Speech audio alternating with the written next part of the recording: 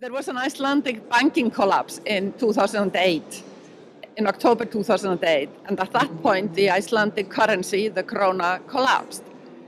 There were a lot of people who had FX loans. They had mainly taken out the FX loans as consumer loans and to buy cars and so on, not so much in mortgages. So that obviously was a huge problem. Suddenly people were not servicing loans at the previous rate, but at a completely different rate, so they had to pay a lot more.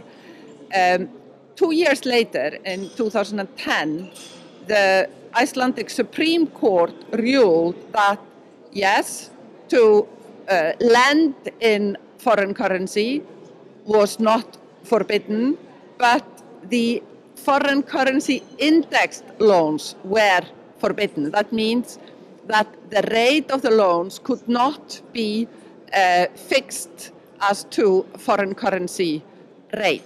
That was forbidden. Now, when that became clear, there was obviously, a lot of flurry, what to do now and so on. So it took basically from 2010 until roughly 2014 to settle all the cases, to figure out how to do it, because it turned out that, some loans were legal, some were illegal. What the banks did under a great political pressure was to treat all the private loans in the same way. Company loans were treated in a different way, but private loans, they were all treated in the same way, and they were all written down. So that's the short story of what happened in Iceland. It took a few years, but it was all settled.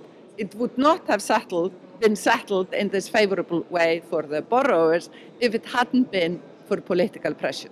When the banks collapsed in 2008, there was a great sense in Iceland that something had been wrong with these banks. They grew very quickly. There was suddenly a lot of money. So what was decided to do in Iceland were two things. In December 2008, the Icelandic Parliament decided, first of all, to set up a special investigative committee to kind of clarify what had happened. That committee came out with a very extensive, completely unique report in April 2010. Unique in the sense that no other country has done the same. And boy, are there many countries that should have done this.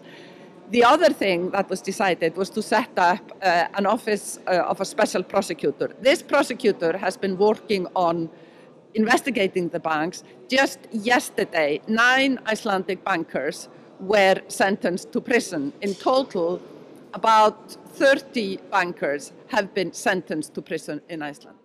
I would like to emphasize that none of this could have happened in Iceland if it hadn't been for political will, political pressure. And the political pressure was there because there was a huge pressure from Icelanders to investigate and to find out and figure out what had really happened. There were protests and so on. So that really made all the difference.